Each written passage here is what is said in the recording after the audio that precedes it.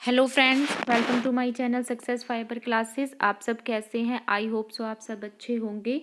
तो एस्टेट के लिए जो टीजीटी में केमिस्ट्री आती है वो पोर्शन हमने कवर कर लिया है। मैंने आपको काफ़ी अच्छे से प्रिपरेशन करा दी है केमिस्ट्री की। ठीक है, कुछ एक टॉपिक बचते हैं जो चलते फिरते टॉपिक है, जैसे पॉलीमर हो गया। ठीक है, कभी कभी सॉल्यूशन में से बन जाता है, तो वो जब लास्ट में हम उनको ना कवर कर लेंगे। जब एस्टेट के क्वेश्चन प्रीवियस ईयर करेंगे तब मैं उसमें वो करवा दूंगी। आज से हम एस्टेट टीजीटी जो बायोलॉजी है उसकी हम प्रैक्टिस करेंगे। ठीक है, तो आज मैं आपको जो टॉपिक कराऊंगी बायोलॉजी का वो सेल कराऊंगी। ठीक है, सेल से जो क्वेश्चन बनते हैं इम्पोर्टेंट। ठीक है, और इस मतलब ये जो प्रैक्टिस है इसी के थ्रू मैं आपको ये चैप्टर भी धीरे धीरे कवर करा दूंगी। ठीक है, तो मेरी वीडियो को बिल्कुल लास्ट तक देखिए। अब दूसरी बात, आप लोग मेरी वीडियो देख लेते हैं लेकिन आप लोग लाइक नहीं करते। क्या आप लोगों को मेरा कंटेंट पसंद नहीं आ रहा है ना? तो यही बात हो सकती है। या फिर आप लोग वीडियो देख लेते हो लेकिन लाइक नहीं कर रहे। तो प्लीज़ ऐसा मत करिए। ठीक है, मैं चाहती हूँ कि मेरी जो वीडियो है वो ज़्यादा से ज़्यादा लोगों तक पहुँचे, और ये तभी पॉसिबल है जब आप लोग ज़्यादा से ज़्यादा लाइक करोगे। ठीक है, ज़्यादा से ज़्यादा शेयर करोगे। ठीक है, तो चलिए आज हम शुरू करते हैं जो शैल टॉपिक है उसकी प्रैक्टिस। ठीक है, तो सबसे पहले मैं आपको बता देती हूँ कि यहाँ पे हम मेरे पास में ये क्वेश्चन है। ठीक है, इसके नीचे फिर मैंने अपने हैंड्स रिटन नोट्स हैं वो डाले हुए हैं। मेन मेन चीज़ जो मेन हाईलाइट्स है वो मैंने इसमें डाली हुई है। ठीक है, तो चलिए अब हम शुरू करते हैं। सबसे पहला जो क्वेश्चन यहाँ पर है वो कह रहा है बेसिक स्ट्रक्चर और जो फंक्शन यूनिट होती है लाइफ की वो क्या होती है। तो भाई लाइफ की जो बेसिक स्ट्रक्चर और फंक्शनल जो यूनिट होती है वो शैल होती है, तो इसका आंसर क्या आएगा? सी आएगा। ठीक है, उसके बाद नेक्स्ट क्वेश्चन है, ये कह रहा है कि हु डिस्कवर्ड सेल। सेल को किसने डिस्कवर किया था? तो भाई सेल को डिस्कवर किया था वो रॉबर्ट हुक ने किया था। लेकिन अगर आपसे पूछे कि लिविंग सेल को, ठीक है, अगर आपसे पूछे लिविंग सेल को किसने डिस्कवर किया था, तो लिविंग सेल को डिस्कवर किया था एंटोनी लेवन हुक ने किया था। ठीक है, उसके बाद नेक्स्ट क्वेश्चन है cell theory. Cell theory states that कि सेल थ्योरी है वो क्या होती है। तो नीचे जब मैं आपको नोट्स रिवाइज कराऊंगी तो उसमें भी मैंने सेल थ्योरी के बारे में बताया। सेल थ्योरी ना 1839 में आई थी। ठीक है, किसने दी थी? दो साइंटिस्ट थे, एक तो थे एम जे स्लाइडेन थे जो कि एक बोटनिस्ट थे, और दूसरे टी सवान थे जो कि क्या थे? एक जूलॉजिस्ट थे। तो इन्होंने सेल थ्योरी मतलब स्टार्टिंग में दी थी। लेकिन जो सेल थ्योरी है इसको फिर 1855 में रुडोल्फ विर्चो, किसने? रुडोल्फ विर्चो ने बढ़ाया था, और उन्होंने एक वर्ड दिया था ओमिनस सेलुला ई सेलुला, जिसका मतलब होता है कि जितनी भी सेल होती है वो हमारी प्रीवियस सेल से आती है। ठीक है, तो इस थ्योरी की हाइलाइट्स क्या थी? इस थ्योरी की हाइलाइट्स ये थी कि जितनी भी लिविंग बींग्स होती है उनकी जो बॉडी होती है वो सेल से बनी होती है। सेकंड इन्होंने कहा था कि जो सेल होती है, ठीक है, ये बेसिक स्ट्रक्चर और फंक्शन यूनिट होती है लाइफ की। और थर्ड उन्होंने क्या कहा था कि जो न्यू सेल होती है वो अपनी प्री एग्जिटिंग जो सेल होती है, प्रीवियस सेल है, उससे बनी होती है। तो इन्होंने बेसिकली ये थ्योरी में बोला था।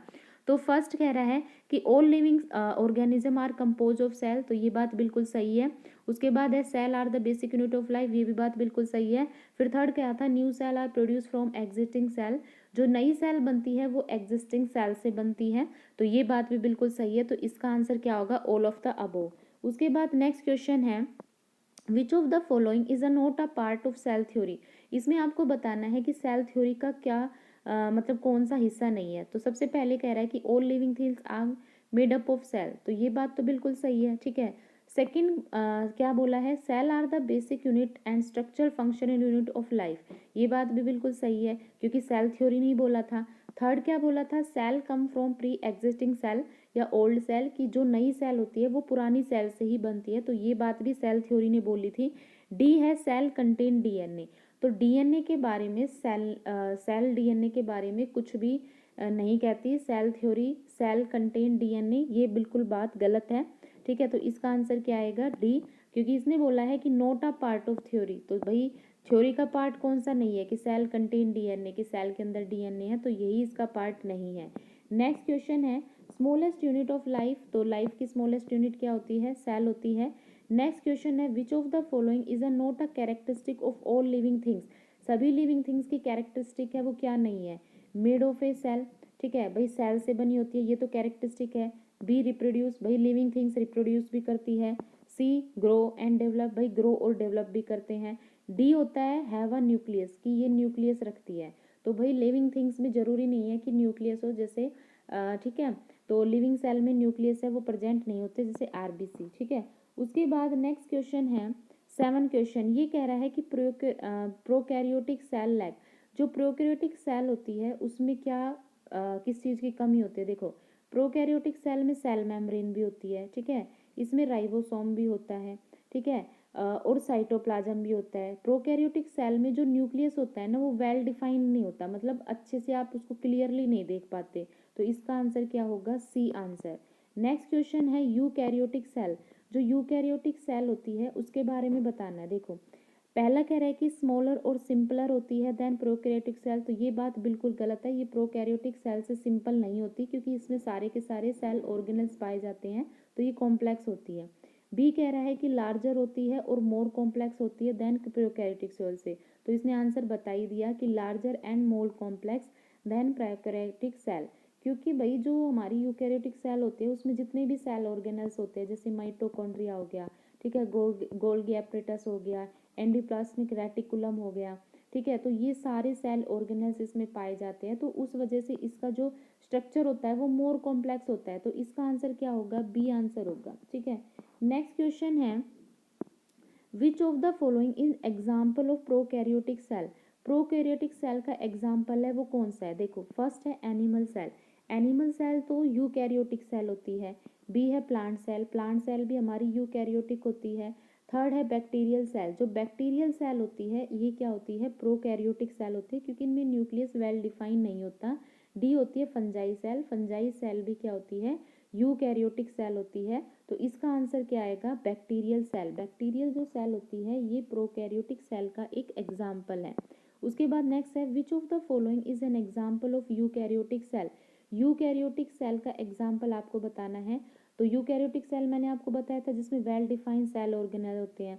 तो देखो बैक्टीरियल सेल, बैक्टीरियल सेल अभी पढ़ा था, ये तो यूकैरियोटिक होती है। बी है आर्कियल सेल, आर्कियल जो सेल होती है ये भी प्रोकैरियोटिक होती है।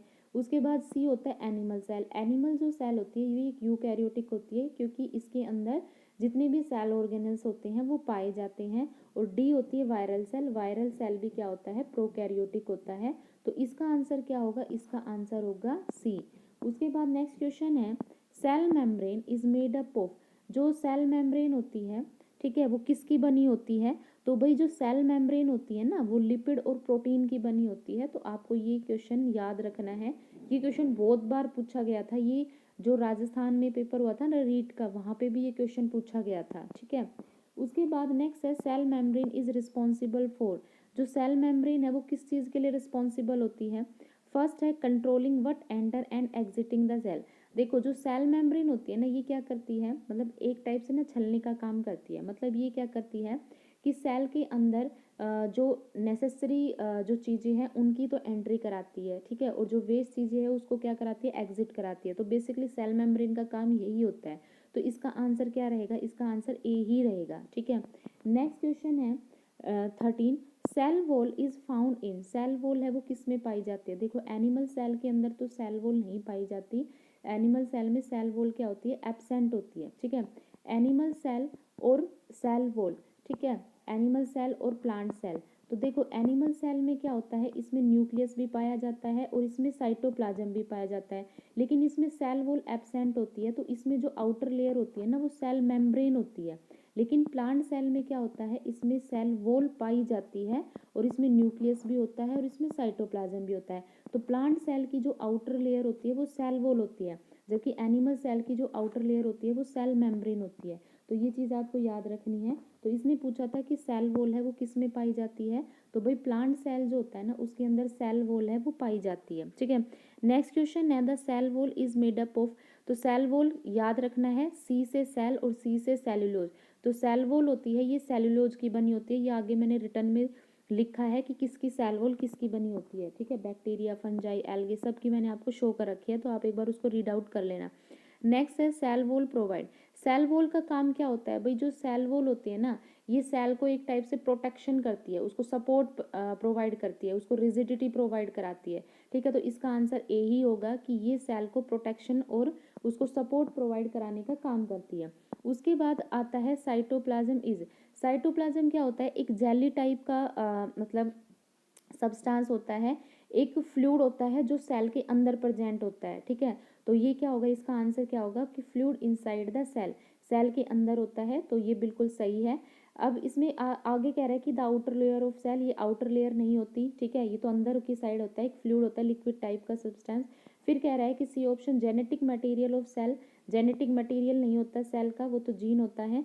Site of protein synthesis, protein synthesis की जो साइट होती है वो राइबोसोम होती है, तो ये बिल्कुल गलत है। तो इसका आंसर क्या रहेगा, इसका आंसर रहेगा फर्स्ट कि ये सेल के अंदर प्रेजेंट होता है। नेक्स्ट है साइटोप्लाज्म कंटेन, साइटोप्लाज्म के अंदर क्या क्या होता है, तो देखो साइटोप्लाज्म में क्या होता है भाई, इसके अंदर ऑर्गेनेल्स भी होते हैं, जितने भी ऑर्गेनेल्स होते हैं हमारे माइटोकॉन्ड्रिया, गोगी एपरेटस, लाइसोसोम, ये सारे मतलब किस में होते हैं, ये साइटोप्लाज्म के अंदर ही होते हैं। ठीक है, और इसके अंदर साइटोस्केलेटन भी होता है। तो ए और बी दोनों ही इसके आंसर होंगे, तो इसका आंसर क्या होगा, सी, बोथ ए एंड बी। ठीक है, नेक्स्ट क्वेश्चन है ऑर्गेनेल्स आर, जो ऑर्गेनेल्स होते हैं वो क्या होते हैं, देखो ऑर्गेनेल्स क्या होते हैं, ऑर्गेनेल्स होते हैं ये सेल के अंदर प्रेजेंट होते हैं और छोटे छोटे स्ट्रक्चर होते हैं, और सभी का क्या होता है, अपना एक पर्टिकुलर फंक्शन होता है, सभी का अपना काम होता है। जैसे माइटोकॉन्ड्रिया होता है, ये एनर्जी प्रोड्यूस करने की साइट होती है, राइबोसोम होता है, इसमें प्रोटीन की सिंथेसिस होती है, एंडोप्लास्टिक रेटिकुलम के भी दो पार्ट होते हैं, एक तो स्मूथ ईआर होता है, एक आर ईआर होता है। जो रफ ईआर होता है वो प्रोटीन की सिंथेसिस कराता है, जो स्मूथ होता है वो डिटॉक्सिफिकेशन कराने का काम करता है। तो सबका अपना काम होता है। ठीक है, तो इसका आंसर है ना ए ही आएगा कि इनके कुछ स्पेसिफिक फंक्शन है, ये परफॉर्म करते हैं। नेक्स्ट है द न्यूक्लियस इज, न्यूक्लियस है ये क्या होता है, देखो जो न्यूक्लियस होता है ना, इसको सेल का ना कंट्रोल रूम बोला जाता है। ठीक है, इसको सेल का कंट्रोल रूम या सेल का मैनेजर भी इसको बोला जाता है। ठीक है, तो इसका आंसर पहले तो क्या रहेगा, इसका फर्स्ट ही रहेगा कि ये क्या होता है, सेल का कंट्रोल सेंटर होता है। अब बात आती है इसकी एक्स्ट्रा इन्फॉर्मेशन, इसकी एक्स्ट्रा इन्फॉर्मेशन क्या होती है, जो न्यूक्लियस होता है इसको जो डिस्कवर किया था वो किसने किया था, रॉबर्ट ब्राउन। रॉबर्ट ब्राउन के एक नाम के एक साइंटिस्ट थे जिसने न्यूक्लियस को डिस्कवर किया था। और जो न्यूक्लियस होता है ना, ये डबल लेयर मेम्ब्रेन होता है। मतलब क्या होता है, जैसे एक न्यूक्लियस होता है तो उसमें पहले एक मेम्ब्रेन होती है, फिर दूसरी लेयर होती है, तो ये डबल लेयर मेम्ब्रेन होता है। ठीक है, इसके ना 3 पार्ट होते हैं न्यूक्लियस के। एक तो न्यूक्लियर मेम्ब्रेन होता है, ठीक है, पहला पार्ट इसका। दूसरा जो इसका पार्ट होता है वो क्या होता है, न्यूक्लियोप्लाज्म होता है, जो न्यूक्लियस के अंदर होता है। ठीक है, और तीसरा जो इसका पार्ट होता है वो क्रोमेटिन क्या होते हैं, थ्रेड होते हैं। ठीक है, तो ये बात भी आपको याद रखनी है। उसके बाद फिर नेक्स्ट क्वेश्चन है द न्यूक्लियस कंटेन, जो न्यूक्लियस है उसके अंदर क्या क्या पाए जाते हैं, तो भाई जो न्यूक्लियस होते हैं ना उसके अंदर क्या होते हैं, डीएनए भी प्रेजेंट होता है, उसके अंदर आरएनए भी प्रेजेंट होता है, उसके अंदर प्रोटीन भी प्रेजेंट होता है। ठीक है, तो तीनों ही चीज़ उसमें प्रेजेंट होती है। ठीक है, और न्यूक्लियस में क्या होते हैं, क्रोमोसोम भी पाए जाते हैं, तो ये बात भी आपको याद रखनी है। उसके बाद नेक्स्ट क्वेश्चन है 21, ये कह रहा है डीएनए इज, जो डीएनए होता है ये क्या होता है, देखो डीएनए जो होता है ना, ये सेल का जेनेटिक मटेरियल होता है। ठीक है, क्या होता है, सेल का जेनेटिक मटेरियल होता है, तो इसका आंसर क्या होगा, सेल का जेनेटिक मटेरियल यानी ए ही होगा। उसके बाद नेक्स्ट क्वेश्चन है राइबोसोम, ये बता रहा है कि जो राइबोसोम होती है आर द साइट ऑफ, तो मैंने अभी आपको बताया था क्या, कि जो राइबोसोम होती है ना, ये क्या होती है, प्रोटीन सिंथेसिस की साइट होती है, इसके ऊपर क्या होता है, बेसिकली प्रोटीन सिंथेसिस होता है। ठीक है, तो आपको ये चीज़ याद रखनी है। अब बात आती है कि इसको डिस्कवर किसने किया था, तो इसका आंसर तो क्या होगा, ए होगा। अब आपको इसकी जो अदर इन्फॉर्मेशन है देखो वो क्या याद रखनी है, इसको जो डिस्कवर किया था वो पैलेडे नाम के एक साइंटिस्ट थे, उसने इसको डिस्कवर किया था। प्रोटीन सिंथेसिस की साइट होती है। ठीक है, राइबोसोम 2 टाइप के होते हैं, एक 70S राइबोसोम होता है और दूसरा कौन सा होता है, 80S राइबोसोम होता है। ठीक है, जो 70S राइबोसोम होते हैं ये प्रोकैरियोटिक सेल में पाए जाते हैं। ठीक है, जो मैं आपको बता रही हूँ वो बेशक आप नोट कर सकते हो। 70S जो होते हैं ये प्रोकैरियोटिक सेल में पाए जाते हैं, जैसे बैक्टीरिया हो गया, है ना, ब्लू ग्रीन एल्गे हो गई। ठीक है, इनके अंदर पाए जाते हैं, जबकि जो 18S टाइप के राइबोसोम होते हैं वो यूकैरियोटिक के अंदर पाए जाते हैं। यूकैरियोटिक में कौन कौन आता है, मैंने अभी आपको बताया था, एल्गे हो गया, ठीक है, फंजाई हो गया, प्लांट हो गए, तो ये सारे हमारे किस में पाए जाते हैं, इसमें 18S के राइबोसोम पाए जाते हैं। फिर नेक्स्ट क्वेश्चन है जो एंडोप्लाज्मिक रेटिकुलम होता है, ठीक है, ये क्या होता है, देखो एंडोप्लाज्मिक रेटिकुलम क्या होता है, इसमें ना मतलब एक नेटवर्क होता है मेम्ब्रेन्स का, ठीक है, क्या होता है, ये एक मेम्ब्रेन्स का क्या होता है, नेटवर्क होता है, ठीक है। इसकी जो डिस्कवरी की थी वो की थी पोल्टर ने इसकी डिस्कवरी की थी, ठीक है। ये मटेरियल क्या का ट्रांसपोर्ट करने का काम होता है, ठीक है, ये क्या करता है, मटेरियल का ट्रांसपोर्ट करने का काम करता है। ये दो टाइप का होता है, एक होता है स्मूथ ईआर, ठीक है, स्मूथ एंडोप्लाज्मिक रेटिकुलम, दूसरा होता है रफ एंडोप्लाज्मिक रेटिकुलम। जो स्मूथ ईआर होता है इसमें तो क्या होता है, जो फैट मॉलिक्यूल्स होते हैं, जो लिपिड मॉलिक्यूल्स होते हैं, उसकी फॉर्मेशन होती है, ठीक है। ये जितने भी पॉइजन्स जो ड्रग्स हैं या पॉइजन सब्सटेंस है उनको डिटॉक्सिफिकेशन में काम करता है, कौन, एसईआर। और जो रफ ईआर होता है ये क्या करता है, ये प्रोटीन सिंथेसिस का काम करता है, ठीक है, क्या करता है, प्रोटीन सिंथेसिस का काम करता है, ठीक है। तो ये बात आपको याद रखनी है, तो इसका आंसर क्या आएगा, ए। उसके बाद नेक्स्ट क्वेश्चन है गोल्गी एपरेटस इज, जो गोल्गी एपरेटस, देखो सबसे पहले तो इसको किसने डिस्कवर किया था, कैमिलियो गोल्गी नाम के एक साइंटिस्ट है, उसने इसको डिस्कवर किया था, ठीक है। और प्लांट सेल के अंदर इसको दूसरा नाम दिया जाता है जो बोला जाता है डिक्टियोसोम, ठीक है, क्या बोला जाता है, डिक्टियोसोम। अब गोल्गी जो एपरेटस होता है इसका काम क्या होता है, ये बेसिकली क्या करता है, जो प्रोडक्ट होता है उसकी पैकेजिंग का काम करता है, ये स्टोरेज का भी काम करता है और ये मॉडिफिकेशन का भी काम करता है, ठीक है। इसमें क्या होते हैं, इसमें फ्लैट शेक लाइक स्ट्रक्चर होता है, ठीक है, जो सेमी सर्कुलर होता है शेप के अंदर। तो इसमें पूछ रखा है गोल्गी एपरेटसिस, तो अभी मैंने आपको बताया था ये क्या होता है, इसमें फ्लैटेन सेक्स का स्टैक होता है साइटोप्लाज्म में, तो इसका आंसर क्या होगा, ए। उसके बाद फिर आता है हमारा नेक्स्ट लाइसोसोम, ठीक है, क्या पूछ रखा है इसने, लाइसोसोम। लाइसोसोम क्या होता है भाई, लाइसोसोम होता है, इसको सुसाइडल बैग बोला जाता है, क्यों बोला जाता है, क्योंकि इसके अंदर ना हाइड्रोलाइटिक एंजाइम होते हैं, ठीक है, जो क्या करते हैं, जो भी वेस्ट होती है सेल के अंदर उसको ये क्या करते हैं, ये एंजाइम उनको खाते हैं, एक तरह से खा के और उनको डाइजेस्ट करने का काम करते हैं, जिससे सेल क्या होती है, साफ होती है। तो इसका आंसर क्या आएगा, small organelles that contain enzyme. उसके बाद नेक्स्ट क्वेश्चन है mitochondria are the site of, mitochondria कौन सी साइट होती है, मैंने आपको पहले बताया था एनर्जी प्रोडक्शन की साइट होती है। नेक्स्ट क्वेश्चन है chloroplast are found in, chloroplast है वो किसमें पाए जाते हैं, तो प्लांट सेल के अंदर पाए जाते हैं क्लोरोप्लास्ट, ठीक है। क्लोरोप्लास्ट किसके अंदर पाए जाते हैं, ये पाए जाते हैं प्लांट सेल के अंदर पाए जाते हैं। इसमें क्या होता है, ग्रीन पिगमेंट होता है, ठीक है, और वो ग्रीन पिगमेंट क्या होता है, क्लोरोफिल होता है, जो फोटोसिंथेसिस प्रोसेस में हेल्प करता है, ठीक है। तो ये चीज़ भी आपको याद रखनी है। उसके बाद फिर कह रहा है कि chloroplast at the site of, तो अभी बताया था ये फोटोसिंथेसिस की साइट होती है। फिर कह रहा है वैक्यूल्स, वैक्यूल्स क्या होती है, देखो वैक्यूल्स जो होती है ये साइटोप्लाज्म में फ्लूइड फिल्ड सैक होती है जो कि लार्ज होती है, ठीक है। प्लांट में ये वैक्यूल होती है वो बड़ी मात्रा में होती है, लार्ज होती है, और एनिमल्स में क्या होती है, ये एनिमल सेल में स्मॉल होती है। तो इसका आंसर क्या होगा, ए। नेक्स्ट क्वेश्चन है साइटोस्केलेटन इज, जो साइटोस्केलेटन होता है ये क्या होता है, तो भाई ये क्या होता है, प्रोटीन फाइबर्स का एक नेटवर्क होता है, ठीक है। उसके बाद नेक्स्ट क्वेश्चन है साइटोस्केलेटन प्रोवाइड, साइटोस्केलेटन क्या करता है, ये सेल को सपोर्ट प्रोवाइड कराता है, ठीक है, और सेल के लिए एक तरह से वे का भी काम करता है। तो दोनों ही आंसर इसके सही है, तो इसका आंसर होगा सी। नेक्स्ट क्वेश्चन है centrioles are involve in, centrioles होते हैं ये किस में इन्वॉल्व होते हैं, तो भाई जो सेंट्रियोल्स होते हैं ना ये सेल डिवीजन का काम करते हैं, सेल डिवीजन में ये रोल प्ले करते हैं, तो इसका आंसर होगा ए। उसके बाद नेक्स्ट क्वेश्चन है सीलिया और फ्लैगेला आर, जो सीलिया और फ्लैगेला होते हैं ये क्या करते हैं, ये हेयर लाइक स्ट्रक्चर होता है जो सेल को मूव कराने में हेल्प करता है। नेक्स्ट है which of the following is a not a function of the cell membrane, cell membrane का इसमें कौन सा फंक्शन नहीं है आपको ये बताना है।